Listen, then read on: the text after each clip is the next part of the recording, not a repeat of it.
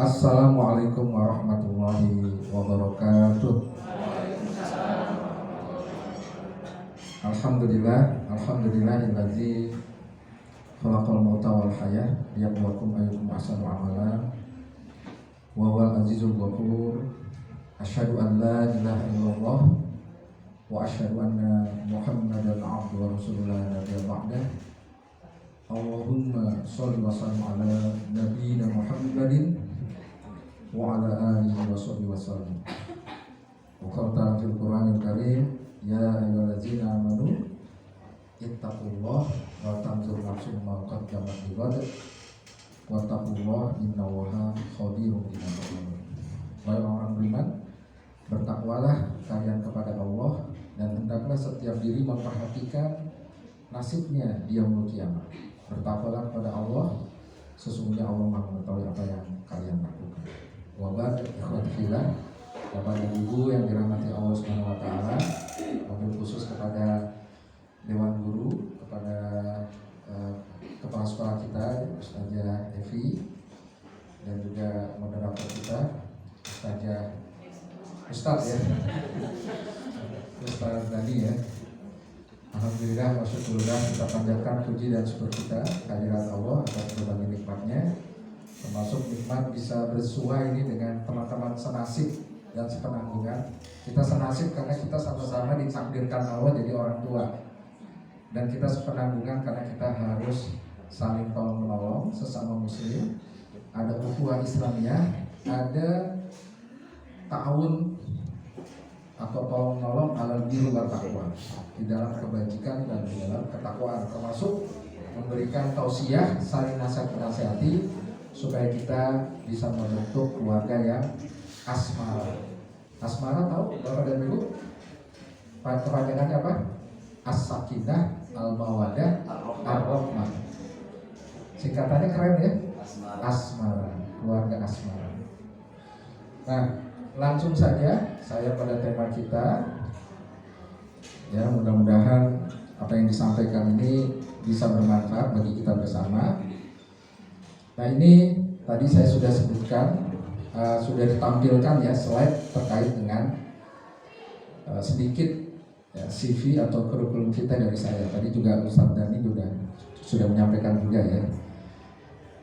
Saya ingin menampilkan profil keluarga saya, keluarga Satria Baja Hitam.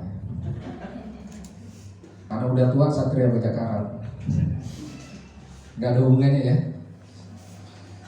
Jadi inilah keluarga saya, keluarga Satria Hadi Lubis. Saya alhamdulillah punya satu istri, Ustazah Kingkin Anida namanya. Lalu punya 8 orang anak. 8 orang ya. Terlihat semuanya? Ini yang salah satunya di sini nih. Mungkin kurang terlihat yang di bawah ini ya.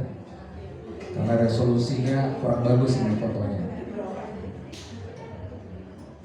Jadi anak tertua saya yang ini itu usianya 32 tahun. Sudah punya anak 1, berarti saya sudah jadi kakek. Tapi karena cucunya baru 1, jadi saya baru kakek. Nanti kalau cucunya 2, 3, 4, kakek-kakek. Kira-kira itu. Paling kecil usia anak saya itu kelas 6 SD. Yang ini ya. Ini foto lama. Jadi sekarang mungkin udah banyak berubah. Nah, ini saja perkenalan singkat dari saya. Jadi Bapak dan Ibu bisa paham ya kenapa saya diundang. Karena anak saya banyak. Ikut KB ya, keluarga berencana. Karena merencanakan 2-3 tahun sekali punya anak. Nah, Bapak dan Ibu yang berbahagia, kita judulnya adalah menjadi sahabat anak. Kita awali dulu dengan visi atau tujuan berkeluarga. Jadi kita sebagai muslim dan muslimah itu jangan bikin tujuan-tujuan berkeluarga yang berbeda-beda. Tujuan berkeluarga kita sama, visi keluarga kita sama. Apa itu? Mencapai 2 hal. yang Allah abadikan di dalam surat Al-Furqan ayat 74. Dan ini Allah redaksikan dalam bentuk doa supaya kita senantiasa mengulang-ulang. Dan saya yakin Bapak dan Ibu juga membaca doa ini secara rutin, terutama sehabis sholat. Betul Bapak dan Ibu? Hafal doa ini? Hafal ya? Surat 25 ayat 74. Bunyinya gimana? Yuk kita baca bersama-sama ya. Rabbana hab lana min azwajina wa dzurriyyatina qurrata a'yun waj'alna lil muttaqina imama. Ya Rabb kami, anugerahkanlah kepada kami pasangan dan anak keturunan yang menjadi penyejuk mata kami, dan jadikanlah kami imam bagi orang-orang yang bertakwa. Jadi tujuan berkeluarga itu di mana-mana sama. Keluarga muslim ya, itu di mana-mana sama. Dua, ke internal adalah apa?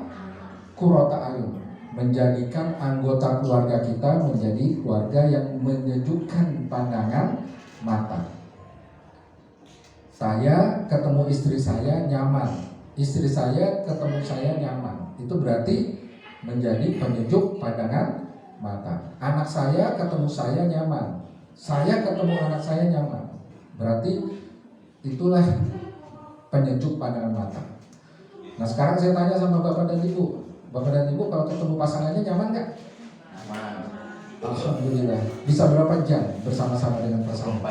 24 jam. 24 jam. Alhamdulillah. Sebab ada suami atau istri yang gak betah berlama-lama dekat dengan pasangannya. Dalam hati doa dia, ya Allah kapan ya istri saya pergi, ya Allah kapan ya suami gue pergi. Habis kalau dekat istri bawaannya pengennya udahan aja gitu, pengen pergi. Kenapa? Karena istrinya tuh kayak motor Yamaha 2 tak gitu. Kayak motor Yamaha 2 tak gitu. Duduk gitu. Cerewetnya nggak selesai. Sehingga mungkin ada suami-suami tertentu yang nggak betah dekat dengan istrinya. Sebaliknya ada juga ya suami yang istri yang nggak betah berlama-lama dengan suaminya. Kenapa? Bau badannya mana tahan ya? Seperti itu. Bau badannya mana tahan gitu ya. Bisa bikin minyak wangi merek baru ya, kira-kira gitu. Atau karena kalau dekat sama suaminya marah terus.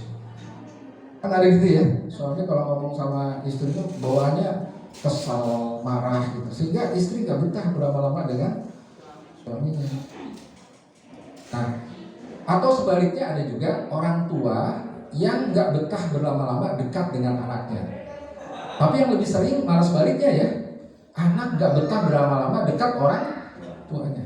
Apalagi kalau anak yang sudah remaja, itu biasanya sudah mulai nolak berlama-lama dekat dengan orang tuanya, betul? Dulu mereka yang ngejar kita, peluk gitu kan? Dulu. Tapi sekarang kita minta supaya anak kita meluk, mereka mau nggak? Sebagian anak kita menolak, betul nggak?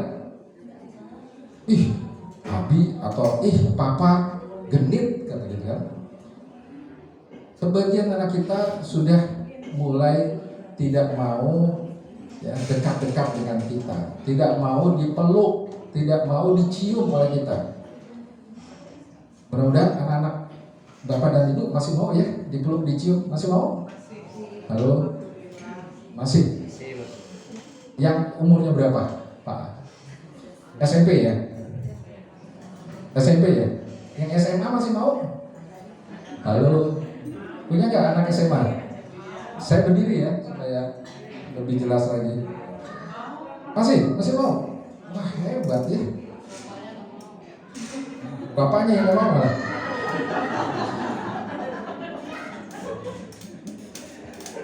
Tapi fenomena itu wajar ya. Kalau misalnya ada anak kita nggak mau dipeluk, nggak mau dicium, karena dia remaja, itu wajar. Karena dia sedang dalam proses pencarian jati diri, sehingga dia punya alternatif kesayangan, kecintaan, termasuk teman-temannya mungkin sudah punya doi ya, sehingga akhirnya kecintaannya sama orang tuanya itu sudah mulai tersaingi dengan kecintaannya kepada yang lainnya. Dan itu wajar, itu proses perkembangan kejiwaan anak kita untuk mencari jati dirinya. Tapi yang penting adalah Bapak dan Ibu bisa paham ya, bahwa tujuan berkeluarga itu yang pertama apa? Bagaimana secara internal kita semuanya itu satu keluarga merasa nyaman satu sama lain. Ada qurrata ayun, rasa bahwa pasangan kita, anak-anak kita itu nyaman, betah berlama-lama.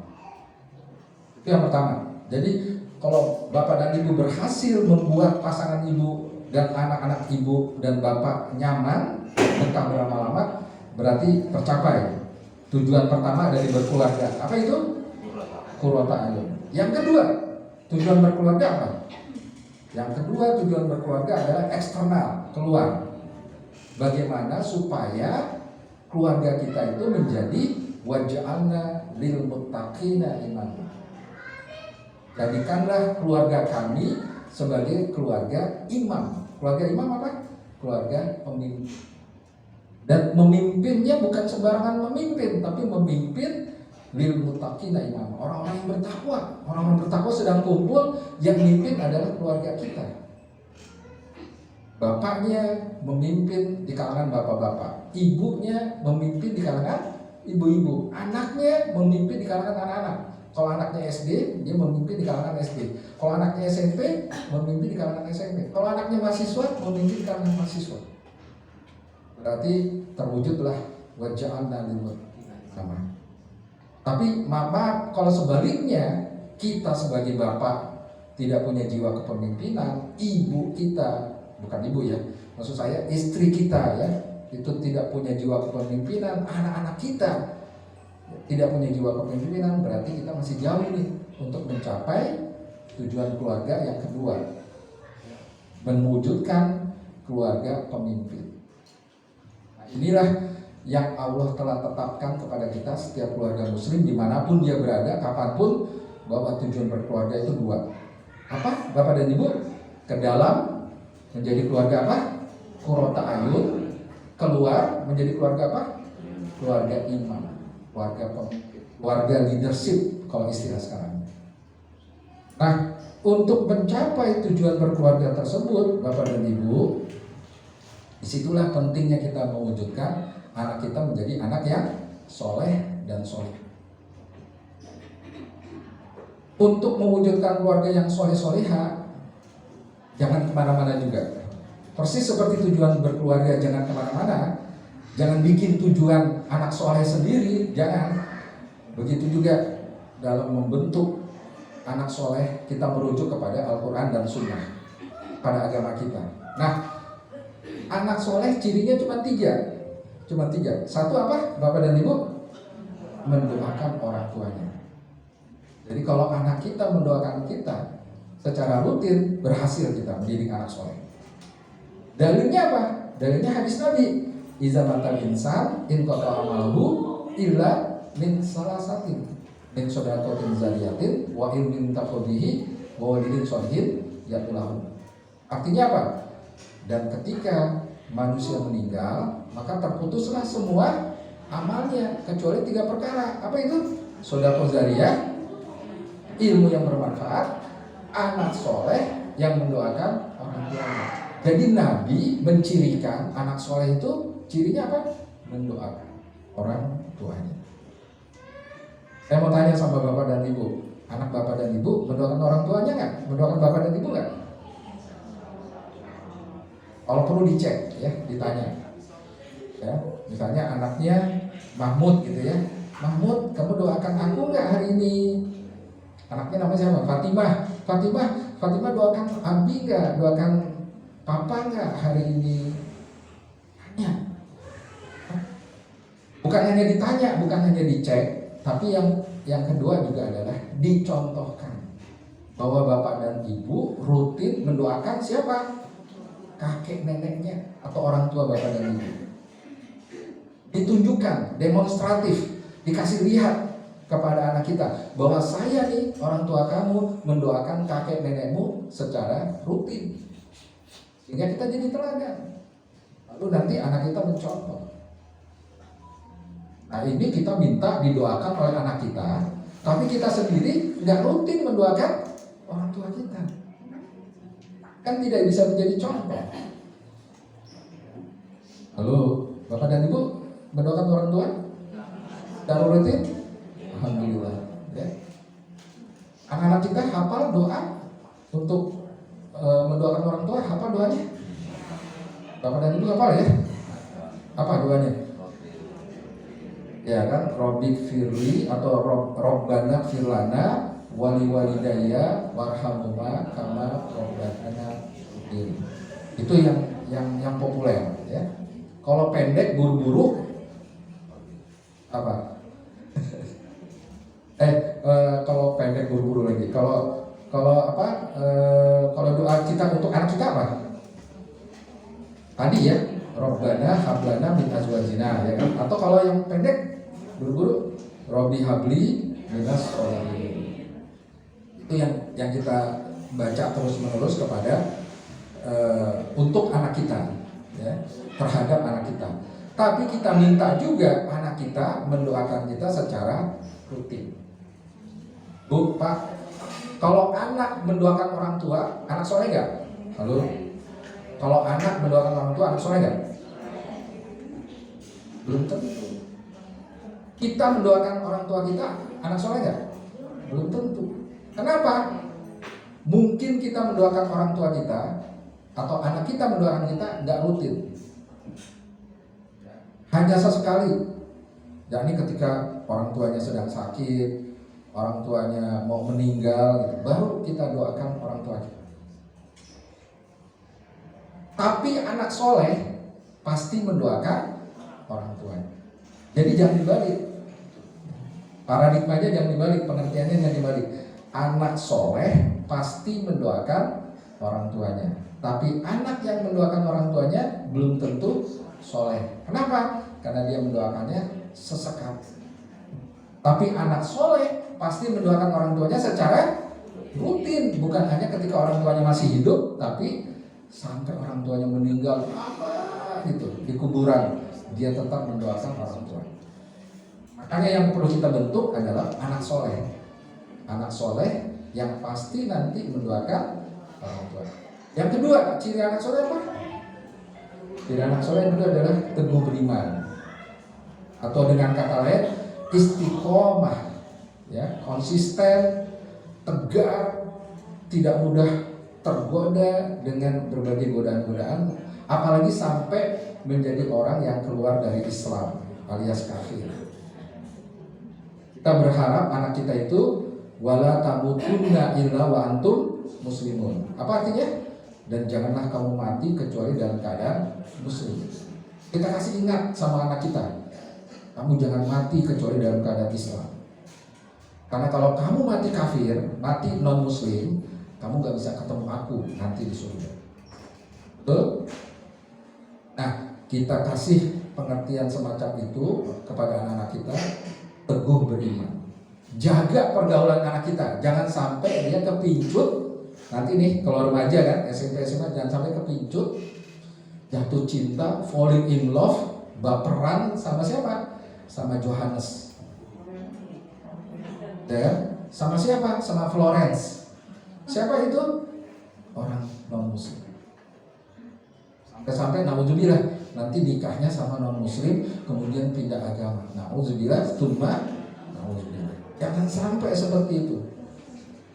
Karena itu berarti kita gagal menjadikan anak kita anak yang soleh. Anak-anak kita murtad, pindah agama. Naudzubillah. Ya, harus kita jaga tuh. Apalagi pergaulan sekarang kan luar biasa ya, liberal banget gitu. Sampailah anak kita tuh ya, tidak meninggal dalam keadaan muslim. Nah kemudian yang berikutnya adalah bermanfaat bagi orang banyak. Khairun nas anfa'uhum linnas. Sebaik-baiknya manusia adalah yang memberikan manfaat bagi orang banyak. Itu dalilnya. Kita ingin anak kita tuh bermanfaat. Apapun profesinya, apapun pekerjaannya. Dia mau jadi dokter silakan. Dia mau jadi dukun juga silakan. Dukun beranak. Dukun akupuntur, pijit ya. Enggak apa-apa. Jangan dukun yang itu tuh ya. Yang penting jangan dukun-dukun yang mistik-mistik jangan. Ya, ponari. Jangan seperti itu. Nah, jadi anak kita mau jadi apapun kita dukung selama itu memberikan manfaat. Anak kita mau jadi ustadz ulama, dukung. Anak kita mau jadi jenderal, politisi, PNS, dukung. Itu memberikan manfaat. Tugas kita adalah tuturiah dayani. Tuturiah dayani apa tuh? Mendukung, mengendorse, termasuk membiayai ya, supaya anak kita itu mencapai cita-cita. Jangan karena kita gagal jadi ulama, jadi ustadz. Jangan karena kita gagal menghafal Al-Quran, kita paksa anak kita untuk menghafal Al-Quran. Kita paksa anak kita untuk jadi ulama. Padahal bakatnya bukan di situ. Jangan gara-gara kita gagal jadi dokter, anak kita paksa jadi dokter. Itu berarti kita berlebihan. Tapi kita dukung aja anak kita. Menjadi apapun, selama kebaikan, selama bermanfaat, dukung. Jadi ciri anak soleh itu 3. Mohon dihafal ya Bapak dan Ibu. Pertama apa? Mendoakan orang tua. Yang kedua apa? Teguh beriman. Yang ketiga apa? Memberikan manfaat bagi orang lain. Kalau anak kita miskin nanti gimana? Lalu kalau anak kita miskin gimana? Itu urusan dia sama Allah. Kita sudah berhasil mencetak anak soleh dan soleha. Allah tidak menuntut kita untuk menjadikan anak kita orang kaya. Allah tidak menuntut anak kita menjadi jenderal, apalagi jenderal Sambo. Allah tidak menuntut anak kita jadi politikus. Allah tidak menuntut anak kita jadi artis populer, enggak. Allah tidak menuntut itu. Bahkan itu semuanya percuma kalau anak kita tidak soleh. Percuma anak kita kaya. Kan ada ya orang tua sekarang tuh membangga-banggakan anaknya yang kaya. Orang tua sekarang tuh membangga-banggakan anaknya yang jadi jenderal, jadi pejabat.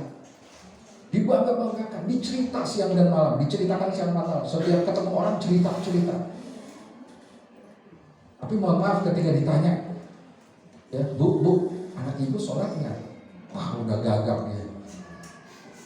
Nggak bisa dengan bangga ya, menceritakan sholat anaknya. Gak bisa dengan bangga menceritakan ibadah anaknya. Tapi ketika menceritakan kekayaan anaknya, bahwa anaknya sering keluar negeri, jalan ke sana kemari, dia bangga, lancar. Giliran ditanya sholat anaknya, baca Quran anaknya, tergagap-gagap.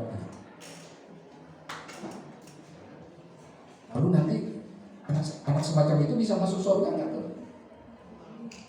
Yang jauh dari Allah. Alhamdulillah. Jadi anak soleh itu adalah anak yang cirinya ini. Nggak peduli dia dapat kekayaan atau tidak, nggak peduli dia dapat jabatan atau tidak, nggak peduli dia jadi orang tenar atau tidak. Setuju? Setuju aja biar cepat. Ya. Nah, sekarang kita beralih yang lebih teknis. Bagaimana mendidik anak kita pada usia-usia tertentu. Yang pertama adalah, ini menurut Ali bin Abi Thalib radhiyallahu anhu, sahabat Nabi. Walaupun Ali mengatakan ini katanya asalnya doif ya, lemah riwayatnya. Tapi saya setuju nih ya dengan perkataan beliau nih, yang mengatakan bahwa didiklah anakmu ketika usianya 0 sampai 7 tahun ya, dan perlakukan dia sebagai raja. 8 sampai 14 tahun perlakukan dia sebagai tawanan. 15 sampai 23 tahun perlakukan dia sebagai sahabat. Kalau 23 tahun seterusnya sudah selesai, karena dia sudah kerja, sudah menikah, tetap perlakukan dia sebagai sahabat. Tapi kita sudah selesai lah ya, sudah selesai dalam tanda kutip ya, karena anak kita sudah mandiri. Nah, Bapak dan Ibu kan anak-anaknya sekarang di Madrasah Sanawiyah. Usianya berapa tuh? 15 ya. Sanawiyah kelas 7 berapa sih? 12 ya? 12-13 tahun ya. Lulus 15-an ya. Ya, nanti kita lihat bagaimana cara mendidiknya. Nah, anak kita usia lahir sampai 7 tahun, perlakukanlah dia sebagai raja. Bapak dan Ibu, masih ada anaknya yang usia 0 sampai 7 tahun? Yang masih ada siapa? Coba tunjuk tangan. Lalu, ya, udah pada gak ada.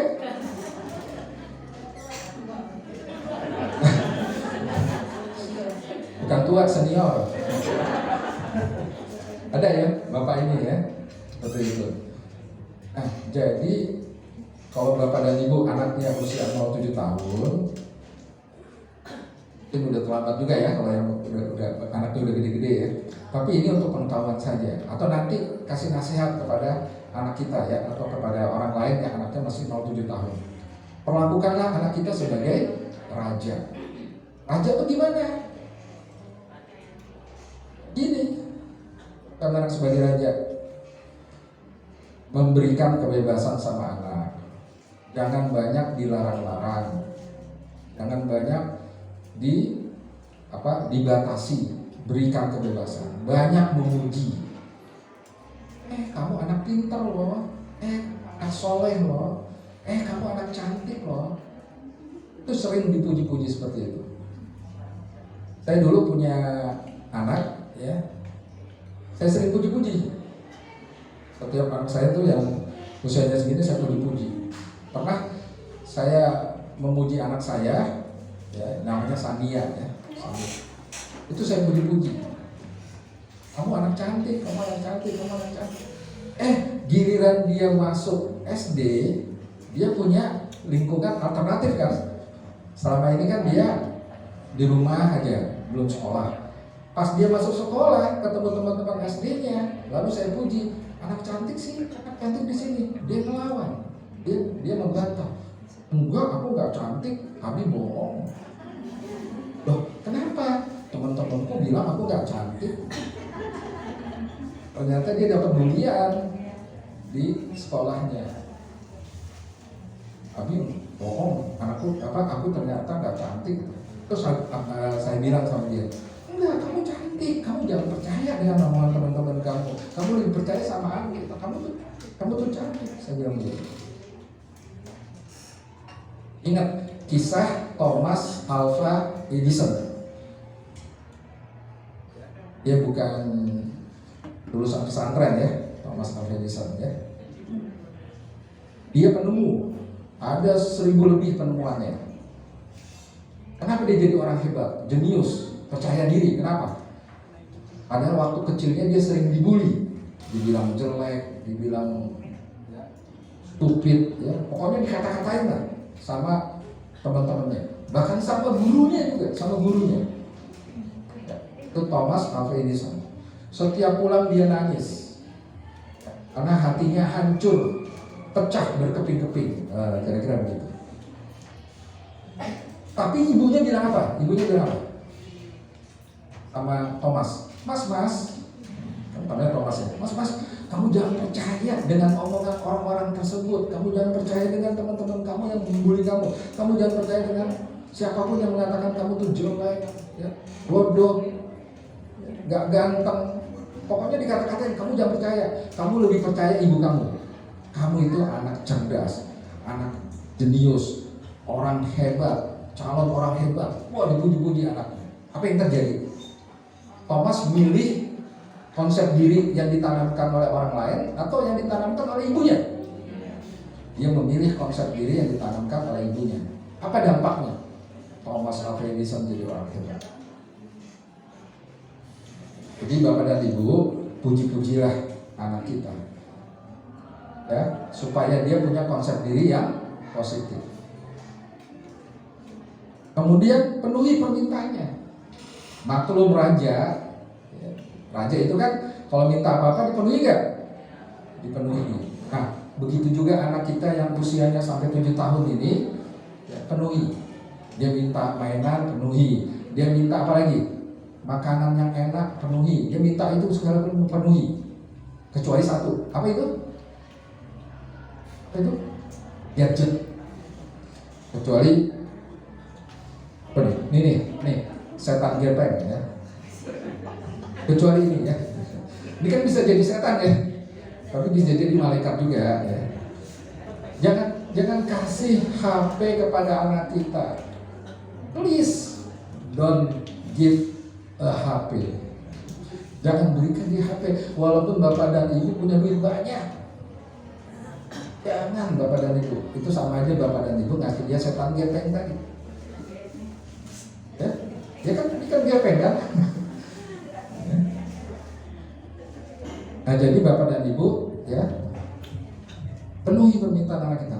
Supaya apa? Supaya apa? Kita memperlakukan dia sebagai raja. Supaya apa? Bapak dan ibu. Halo. Apa fungsinya dari sisi kejiwaan anak kita? Kenapa usia 0-7 tahun kita jadikan dia sebagai raja? Supaya dia punya memori indah di masa kecil. Supaya dia ya punya masa lalu yang terlalu dikenangnya dengan kenangan yang indah.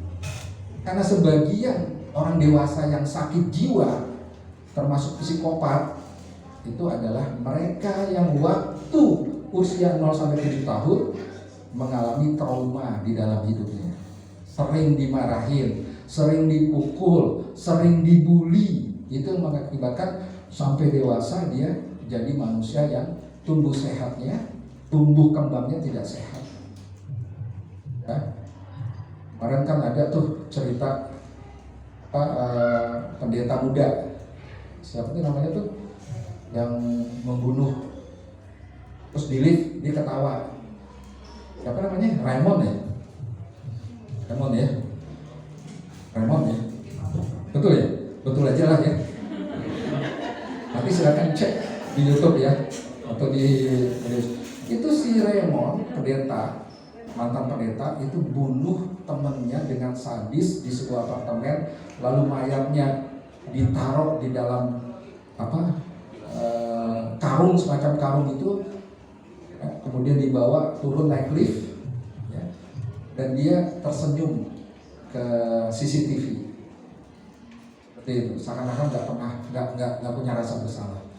Setelah diintegrasi oleh polisi, oleh penyidik, ternyata dia punya masa lalu yang punya masa kecilnya tuh sering dipukulin oleh orang tuanya. Ya kita tidak berharap anak kita sampai sejauh itu sih, tidak. Tapi ini hanya cerita bahwa tanamkan kepada anak kita masa kecil yang indah, jadikan dia sebagai raja. Kalau dia main di masjid, jangan dilarang-larang. Ya? Kalau dia ingin melakukan, selama itu tidak membahayakan jiwanya ya. Tentang jadi raja akhirnya kita biarkan, main di tengah jalan kita biarkan, ya gitu. Tapi paling tidak kasih kelonggaran yang banyak kepada dia supaya dia punya masa lalu yang indah. Nah, kemudian setelah usia anak kita 8 tahun atau 7 tahun lah ya, 8 tahun atau 9 tahun lah. Ini tanggalnya ini, umurnya ini bisa debatable ya, tapi sekitar 8 sampai 9 tahun itu menurut psikologi kan, usia 0 sampai 8 tahun itu adalah the golden age, usia emas, karena pertumbuhan otak anak kita itu sedang berkembang pesat. Otak kita nih berkembang 90%, 80% pada saat kita usianya 0 sampai 8-9 tahun. Setelah 8-9 tahun otak kita ini nggak berkembang lagi, ya. Otak kita berkembangnya sangat lambat. Hanya di usia 0 sampai 8-9 tahun itu atau 7 tahun tadi, ya, gunakanlah untuk mendidik anak kita dengan sebaik-baik. Tanamkan kasih sayang, tanamkan image atau citra yang positif supaya dia nggak trauma, supaya dia punya masa lalu yang indah. Nah, setelah anak kita usia 8 sampai 14 tahun, kita perlakukan anak kita sebagai apa? Tawanan. Nah, anak bapak dan ibu sekarang rata-rata usianya ya 13, 14, mungkin 15 ya. Jadi mungkin SMP kelas 1, kelas 2 tuh perlakukan dia sebagai tawanan. Berarti apa yang harus kita didik dari anak kita? Ini, memberikan batasan. Kita ajarkan anak kita tentang apa yang boleh, apa yang tidak boleh. Terutama dari sisi apa? Agama. Kita perintahkan anak kita untuk sholat. Rasulullah menyuruh anak diperintahkan sholat usia berapa? 7 tahun. Kemudian Rasulullah mengatakan kalau usianya sampai 10 tahun belum sholat, diapain? Pukul, tapi pukulnya pukul tidak berbekas ya, atau tidak berbahaya. Nah, Rasulullah mengerti tentang pendidikan anak. Makanya kalau bapak dan ibu naik haji atau umroh, pernah ya? Bapak dan ibu pernah nggak ngelihat anak-anak yang usianya belum 7 tahun, anak-anak Arab tuh lari-lari di Masjid Nabawi ya, atau di Masjidil Haram itu pakai jilbab? Ada nggak yang pakai jilbab? Ya, karena di budaya Arab, anak belum usia 7 tahun jadikan raja. Gak usah disuruh pakai jilbab, gak usah disuruh sholat dulu. Kira-kira gitu. Itu saatnya dia bersenang-senang, bermain-main. Tapi orang tua Arab mengerti kalau anaknya udah usia 7-8 tahun, baru mereka membatasi ya, anaknya disuruh pakai jilbab. Bahkan jilbabnya wah ya, lebar banget kan orang-orang Arab tuh. Nah, dari situ kita paham bahwa ternyata Rasulullah mengatakan anak usia 7 tahun baru disuruh sholat. Kenapa tidak usia 0 tahun atau 1 tahun disuruh sholat? Rasulullah paham usia 0 sampai 7 tahun bukan saatnya diwajibkan sholat. Tapi kalau ada yang bertanya, Ustaz, saya ya, memakaikan jilbab pada anak saya walaupun usianya masih 3 tahun, masih balita, saya sudah suruh dia pakai jilbab. Boleh nggak Ustaz? Boleh aja, nggak apa-apa. Tapi itu sekedar sekedar membiasakan aja, ya, pembiasaan aja. Tapi tidak kemudian kita marah kalau tiba-tiba dibuka jilbab, nggak apa-apa. Ya. Anak kita juga kalau misalnya usia 1, 2 tahun, 3 tahun disuruh sholat, silakan. Tapi jangan dipaksa. Mau sholatnya sehari 5 kali, bagus. Sehari 1 kali juga nggak apa-apa. Yang penting pada usia 8 sampai berapa tadi? 14 tahun. Kenapa 14 tahun, Bapak dan Ibu?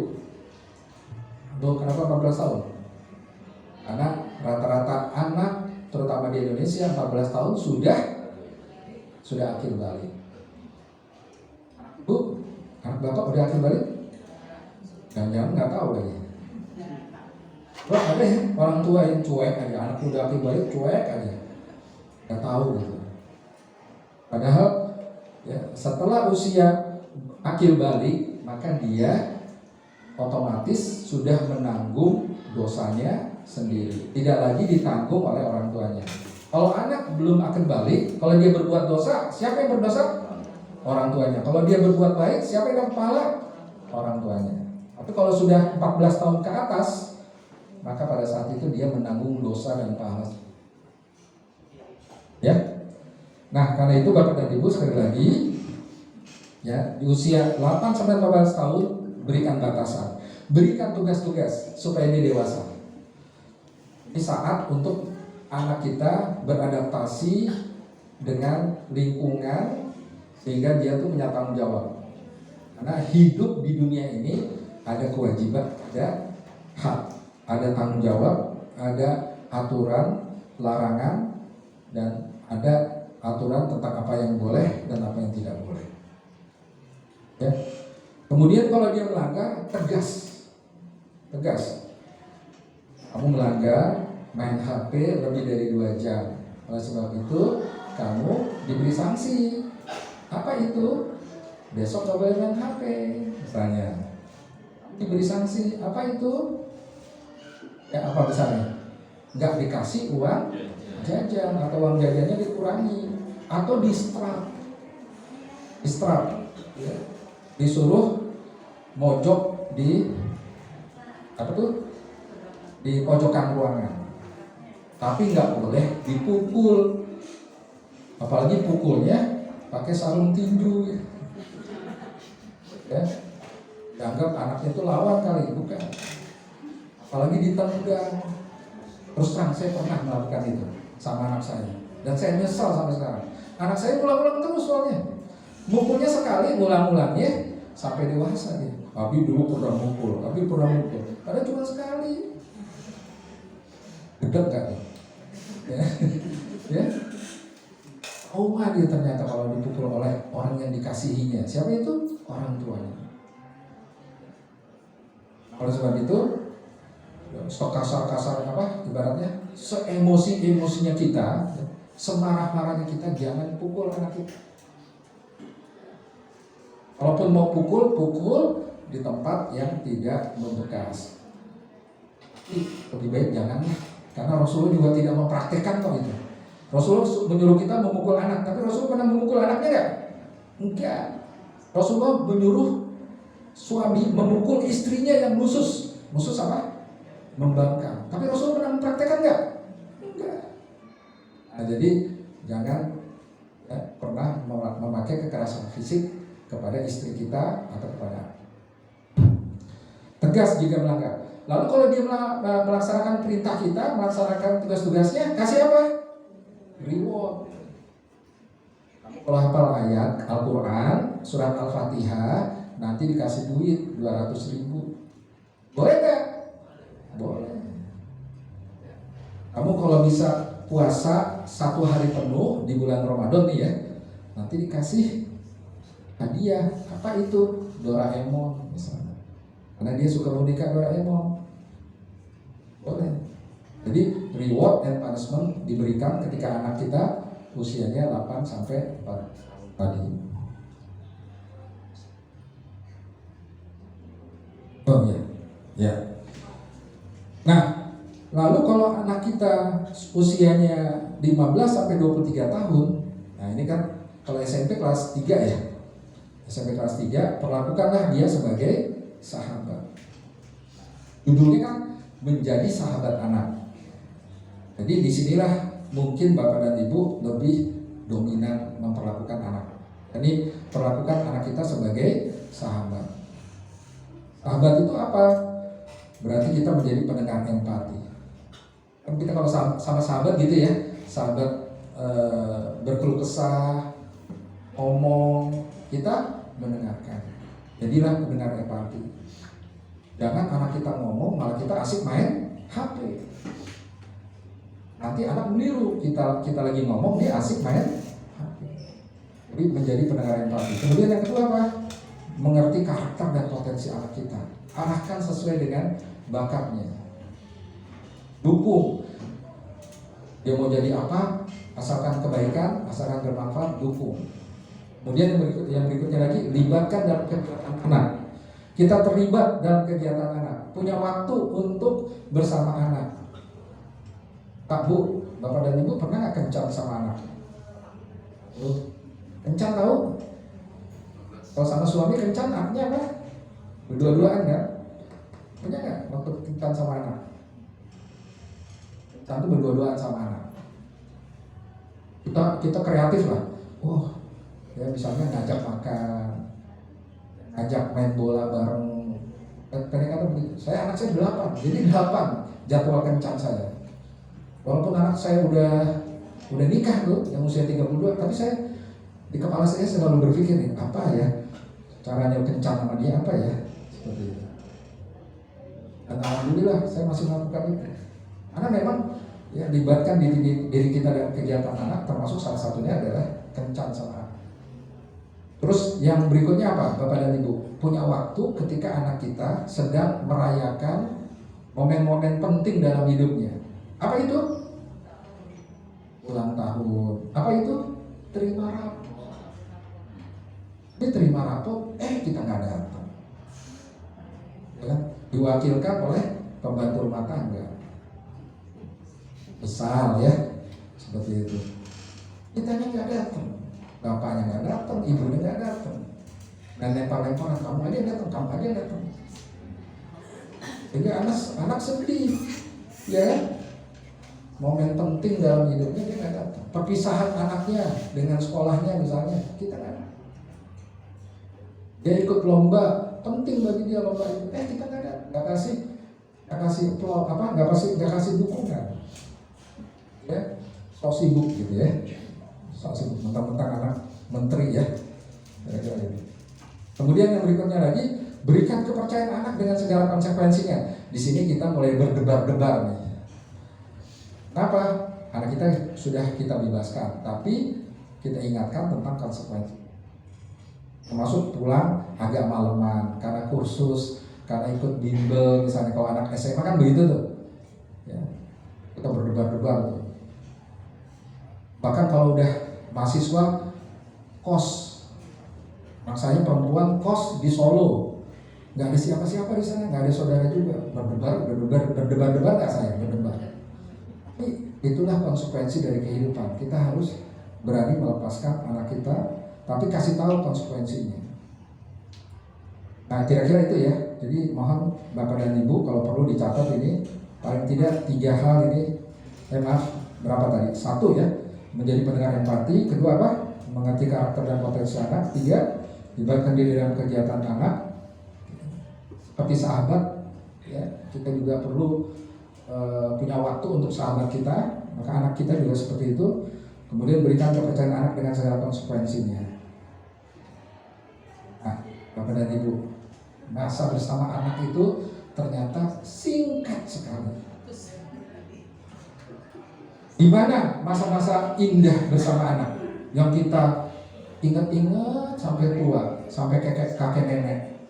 Kadang-kadang kita nangis sendiri karena kesepian, kangen sama anak. Di mana masa indah bersama anak?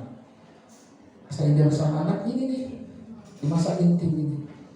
Ketika anak kita gelayutan, ketika anak kita ngejar-ngejar kita, ketika anak kita ngerusak kerjaan kita, ketika anak kita memasukkan sayur asem garamnya kebanyakan, ganggu kita masak. Itulah masa-masa indah yang akan kita kenang sampai tua.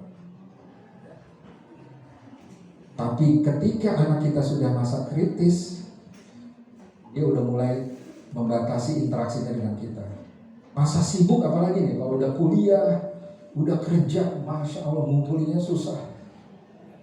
Jangankan saya yang 8 orang, Bapak dan Ibu yang 2 orang aja anaknya, susah ngumpulinnya. Itu curhat dari beberapa ya Bapak dan Ibu yang udah keluarga senior tadi ya, ngumpulin anaknya susah. Sehingga yang ditunggu apa? Yang ditunggu itu lebaran ditunggu-tunggu. Allah, lebaran kalau bisa setahun 3 kali dong. Kenapa? Karena hanya di lebaran anaknya pulang. Dia sama anaknya. Anak semakin tua semakin tidak kangen sama anaknya. Anak semakin tua semakin tidak kangen sama orang tuanya. Buktinya siapa? Gue, Bapak dan Ibu semuanya. Kangennya sama orang tuanya udah perlahan-lahan udah hilang. Bapak dan Ibu datang cuma lebaran doang. Apalagi kalau orang tuanya di kampung. Ya, prinsipnya makin dewasa anak kita, makin berkurang rasa kangennya sama orang tuanya. Sebaliknya, makin tua kita, makin kangen kita sama anak kita. Terus saya merinding ngomongnya, lagi kangen juga saya nih sama anak saya. Jadi seperti itulah. Tapi itulah perjalanan hidup, konsekuensi hidup. Oleh sebab itu Bapak dan Ibu, ya, masa bersama anak ini, ketika anak kita nih SMP ya, di masa ini, ya, bikinlah bonding yang kuat. Bonding apa? Ikatan hati yang kuat. Ya, karena dia nanti ketika masa sibuk, masa mandiri ini sudah lulus kuliah, sudah kerja, sudah punya rumah tangga sendiri, Masya Allah, kita makin kesepian. Tapi ini sunatullah ya, perjalanan hidup yang harus kita lalui.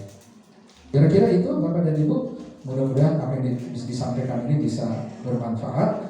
Marilah kita didik anak kita dengan sebaik-baiknya, jadikan anak kita sebagai anak yang soleh dan soleha dengan menjalankan prinsip-prinsip pendidikan sebagaimana yang dicontohkan oleh Nabi kita Muhammad SAW dan yang dicontohkan oleh Terima kasih, mudah-mudahan anak kita menjadi anak yang soleh dan soleh. Amin ya rabbal alamin. Billahi hidayah. Wassalamualaikum warahmatullahi wabarakatuh. Waalaikumsalam.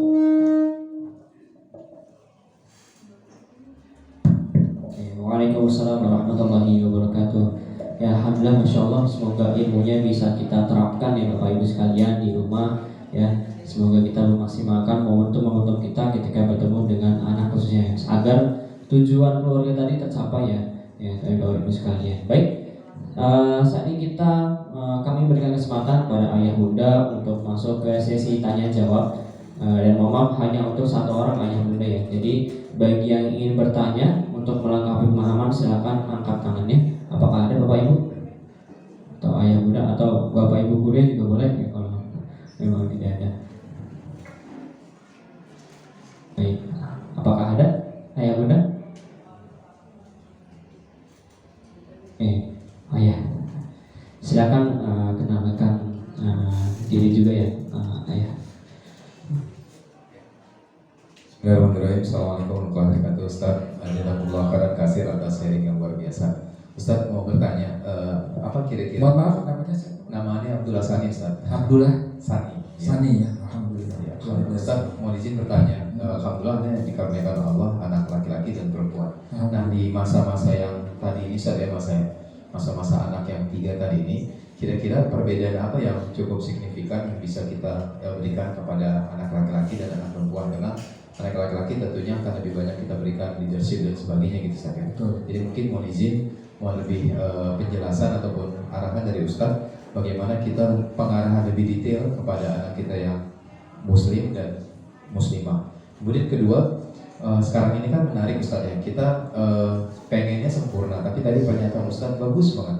Karena kita belum bisa menghafal Al-Quran, kita memaksa anak kita menjadi menghafal Al-Quran. Nah, tapi di sisi lain kita bagaimana membalancekan itu, balance artinya anak kita insya Allah dunianya bagus dan akhiratnya bagus. Jadi bagaimana dia tetap bisa menjadi seorang penghafal Al-Quran, tetapi di sisi lain beliau ataupun anak kita bisa juga memiliki akademis yang bagus. Mungkin itu pertanyaan Anda Ustaz. Jazakumullah. Assalamualaikum warahmatullahi wabarakatuh. Waalaikumsalam warahmatullahi wabarakatuh. Terima kasih Pak Abdullah Sani atas pertanyaannya. Habis ini ibu ya, karena kedudukan 1-0 nih. Jangan kalah Bu. Nah, jadi bagaimana komunikasi atau PDKT kita dengan anak laki-laki dengan anak perempuan kita pasti beda. Karena warisan zakaru kal unsa. Al-Quran mengatakan begitu, tidak sama anak laki-laki dengan anak perempuan. Beda, termasuk cara komunikasinya.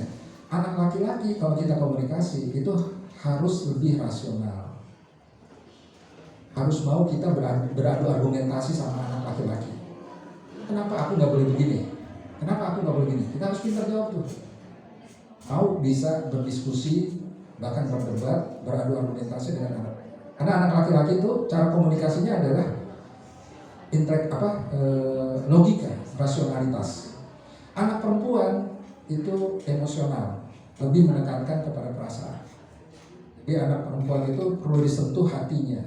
Kalau anak laki-laki perlu disentuh otaknya. Itu baru nyambung kita ngomong. Kenapa ada anak gak betah berlama-lama di samping ibunya atau di samping bapaknya? Karena gak nyambung cara komunikasi. Nyambung deh. Ya, papa saya gak ngerti perasaan saya. Karena bapaknya tuh ngajak diskusi dulu sama anak perempuan. Perempuan bukan gitu, tapi dipuaskan perasaannya, emosinya, perhatian, apalagi sanjungan, ya, pujian-pujian, ngomong I love you berulang-ulang walaupun gak dibales, ya. Jadi curhat saya ini, ya. Tapi terus saja, karena anak perempuan kita ekspresi cintanya beda, apalagi kalau remaja ya, itu beda. Nah kemudian yang kedua, anak laki-laki itu cara komunikasinya adalah umum. Dia suka bahas yang gede-gede, yang masalah ekonomi, masalah teknologi, ya, apalagi dia suka digital kan, masalah apalagi politik, itu anak laki-laki yang besar-besar. Anak perempuan, ya, itu sukanya yang kecil-kecil, masalah yang ada hubungannya dengan dirinya, dengan keluarganya, Antara kau dan aku itu anak perempuan. Kemudian yang ketiga, anak laki-laki itu egois, cepat tersinggung. Karena dia mempersepsikan dirinya itu sebagai jagoan. Makanya anak laki-laki suka kan nonton film jagoan kan. Anak perempuan sebaliknya, dia gak penting tuh dianggap sebagai jagoan apa tidak, tapi yang penting dia didengarkan curhatnya yang panjang lebar. Anak perempuan tuh maaf ya biasanya lebih cerewet, sama kayak ibunya ya.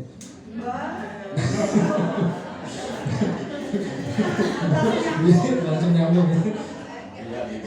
Tapi menurut penelitian ya, sehari itu perempuan 3 kali lipat ngomongnya daripada laki katanya ya. Nanti cek aja di Profesor Google ya. Perempuan itu katanya 3 kali lebih banyak ngomong daripada laki-laki. Kira-kira itu ya cara pendekatan kita dengan anak ditinjau dari gaya bahasa komunikasi. Kalau Bapak dan Ibu taat gitu ya dengan cara komunikasi tadi, yang pertama saya ulangi ya, laki-laki itu rasional, laki-laki itu global, suka topik yang gede-gede, yang besar-besar. Ya. Kemudian yang ketiga, laki-laki itu ego, jadi jangan singgung egonya. Ya. Kemudian perempuan tadi apa? Emosional, kemudian intim, detail. Ya. Kalau curhat dia panjang lebar, gitu. Makanya Bapak harus dengar itu kalau anak perempuannya curhat, ngomongnya waduh panjang lebar. Itu dari komunikasi. Ya. Kemudian pertanyaan kedua apa tadi? Bagaimana bisa supaya membuat anak kita mendapatkan dunia dan akhirat, Ustaz? Oh ya, jadi jangan paksa anak kita jadi ulama, karena ulama itu adalah kecerdasan spiritual. Ya, kan kecerdasan itu ada 8 ya, kalau nggak salah 8 atau 7 itu. Ya, kecerdasan bahasa, kecerdasan spiritual, kecerdasan matematik, kecerdasan apa lagi itu, logika dan lain sebagainya. Ada teorinya. Nah, anak yang pantas jadi ustadz atau ulama adalah anak yang memiliki kecerdasan spiritual. Padahal anak kita tuh beragam, ya kan?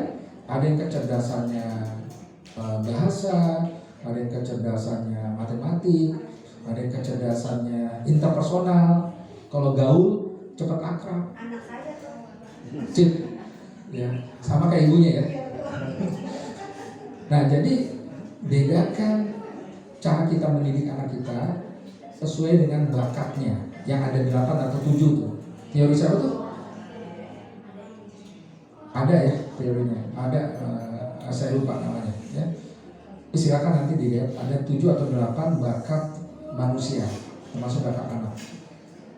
Nah, tapi supaya anak kita masuk surga dapat akhirat, maka dia minimal memiliki kecerdasan spiritual, minimal ya, bukan maksimal. Kalau maksimal kan 30 juz, ya, pintar bahasa Arab, pandai membaca kitab, jadi ulama.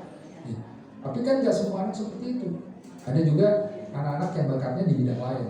Tapi anak yang bakatnya di bidang lain perlu ada minimal ada istilahnya, ada kecerdasan spiritual minimal yang perlu dia dan perlu dia lakukan. Misalnya sholat, tadi kan harus sholat 5 waktu, baca Quran harus bisa. Jangan sampai anak kita sama sekali nggak bisa baca Quran. Hafal ayat-ayat favorit, walaupun nggak 30 juz, dia hafal juz amma, karena juz amma sering dipakai untuk sholat itu. Tapi kalau misalnya madrasah sanawiyah di Istiqlal ini mewajibkan hafalan, saya yakin nggak 30 juz ya, nggak 30 juz, paling berapa juz gitu ya. Nah itu udah pantas lah, menurut saya itu udah tidak berlebihan. Tapi kalau disuruh anak SMP hafal 30 juz, menurut saya itu berlebihan. Dan tidak semua anak kita punya kecerdasan spiritual yang cukup ya. Terima kasih. Mungkin ibu-ibunya ada sebentar aja. Boleh satu lagi Supaya kedudukan tidak 1-0. Satu-satu silakan. Ya. Assalamualaikum warahmatullahi wabarakatuh. Waalaikumsalam. Perkenalkan, nama saya Ani Purwanti. Saya orang tua murid dari kelas 8B Safira Nursaidah. Masa bersama anak itu, anak saya lagi di masa nomor 2 Pak, masa kritis. Jadi sekarang anak saya ini perempuan, dan seperti guru-guru tahu anak saya ini lagi puber-pubernya Pak. Ya kan?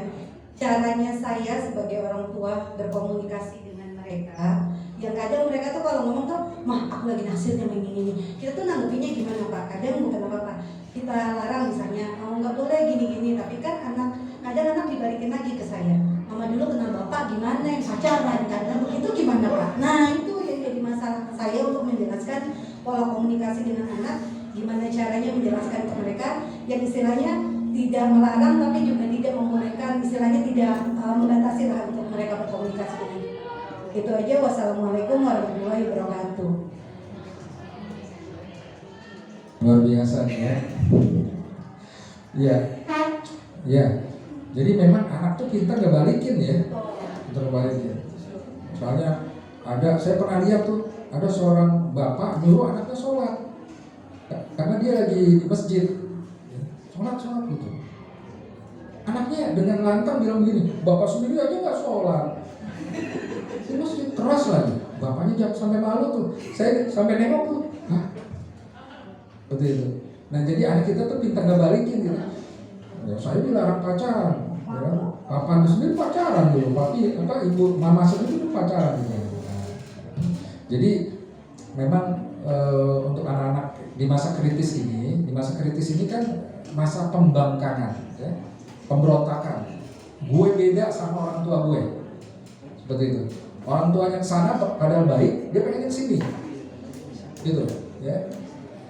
Nah, karena itu apa yang kita lakukan ketika anak kita dalam masa kritis atau masa pembangkangan ini, yang harus kita lakukan adalah kita lebih banyak untuk pendekatan hati dulu Bu, pendekatan hati, bonding diperkuat. Jadi kalau misalnya dia cerita tentang, mama, aku naksir sama si Anu, jangan bilang, itu nggak boleh, itu haram, gitu kan? Malah saya suruh Pak. Jangan disuruh juga Bu. Tapi jangan kemudian kamu nggak boleh. Kalau kita bilang nggak boleh, itu nggak baik, ya, itu haram. Besok apa yang dilakukan anak kita? Dia nggak mau curhat lagi sama kita. Hingga kita nggak tahu lagi jejaknya. Jadi kalau ada anak kita ngomong tentang sesuatu yang buruk kepada kita bersyukur. Karena anak kita masih percaya sama kita, masih mau terbuka sama kita. Yang susah itu ngadepin anak yang tertutup, tokonya meledak aja, ya. Repot itu, ya. Oleh sebab itu, ya, malah ibu senang, dalam hati ibu bersyukur, alhamdulillah anak saya percaya. Dia cerita tentang sesuatu yang, mohon maaf ya, aib misalnya ya, atau sesuatu yang anak muda tuh sering nutup. Termasuk kalau anak kita cerita tentang, maaf ya, seks, ya. Laki-laki misalnya cerita, mama, kok aku pagi-pagi berdiri sih, misalnya. Ibu senang tuh, karena dia berarti anak kita percaya. Nah kemudian yang kedua, jadi kalau dia itu raut wajah kita nggak berubah. Oh gitu ya nak, jangan berubah, jangan. Jangan begitu. Jadi raut wajah kita biasa-biasa aja. Kemudian yang kedua yang kita lakukan adalah kita ajak dialog. Apalagi di masa sahabat tadi kan. Anak kita kan pada usia berapa tadi? Nih ya kan, di usia 15 sampai 23 itu masa sahabat. Ajak dialog, ajak berpikir, nah kalau kamu pacaran, kerugiannya apa ya? Keuntungannya apa ya? Ada begitu. Jadi dia berpikir sendiri. Dulu aku pacaran, misalnya gitu ya, kalau dia bilang nembak, dulu mama pacaran, dulu aku pacarannya begini-begini. Ceritain aja bagus-bagus gitu ya. Dan kira-kira jangan, ya, itu anggap itu aib sendiri kan ya. Bagus-bagus dulu aku nggak sampai pegangan aku, padahal pegangan juga. Misalnya ya, kira-kira begitu lah Bu ya. Terima kasih atas perhatiannya. Mudah-mudahan kita semuanya senantiasa bisa dimudahkan Allah untuk mewujudkan keluarga asmara. Asmara apa tadi? As-sakinah, al-mawaddah. Terima kasih. Wassalamualaikum warahmatullahi wabarakatuh. Waalaikumsalam. warahmatullahi wabarakatuh. Insya Allah ya, banyak sekali input yang telah kita dapatkan Ayah Muda pada hari ini. Mungkin sedikit saya rangkum ya.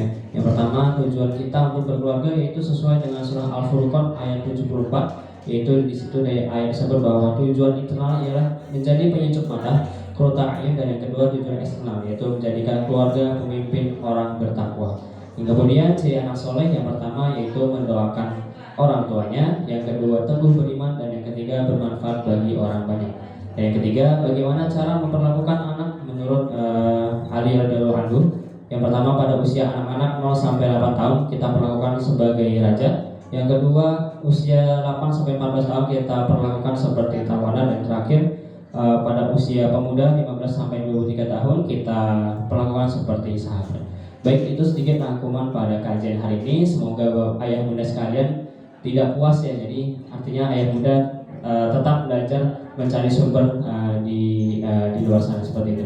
Sebelumnya kita ucapkan jazakallahu khair kepada Ustaz Satria di Lubis. Mari sama-sama kita doakan beliau, semoga beliau terus diberikan kesehatan, Allah berkahi hidupnya, Allah berkahi keluarganya, dan semoga keluarganya termasuk Ustaz Satria di Lubis mampu terus mendapatkan bermanfaatan di masyarakat, insyaallah, amin ya rabbal alamin. Sekali lagi jazakallahu khair kepada Ustaz Satria. Setelah ini tafadhol boleh melanjutkan aktivitas lainnya.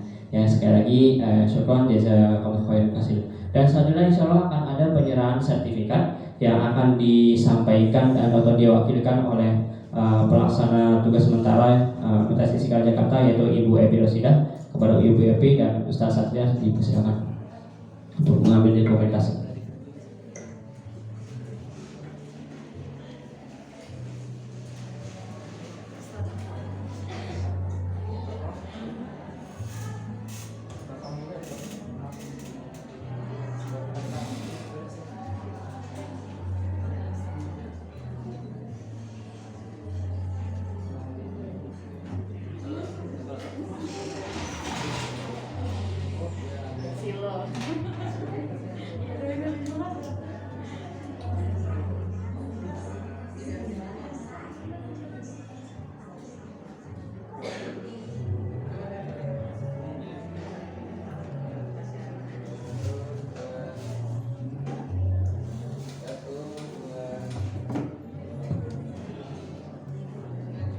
Baik, selanjutnya penyerahan bingkisan.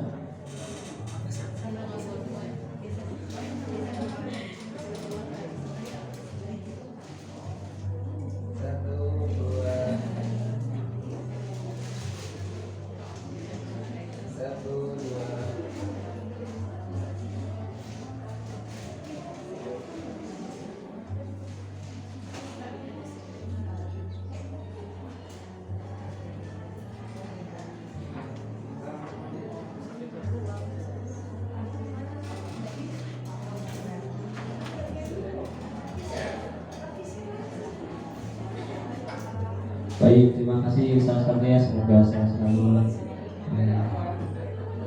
Bapak dan Ibu, misi ya.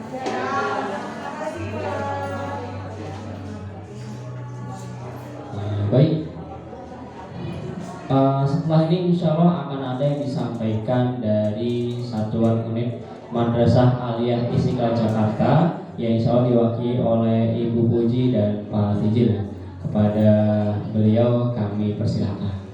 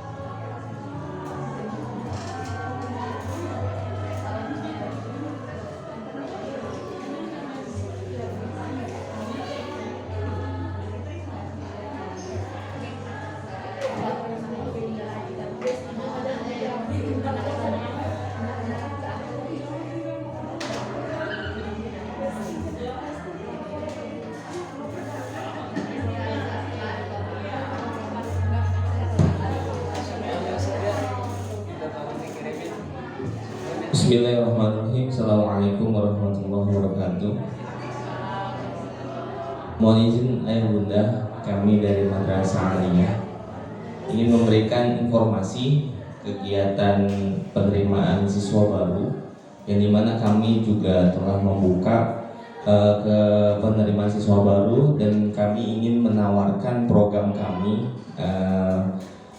sedikit dari 3 program, yaitu program bahasa, program Al-Quran, dan program multimedia ataupun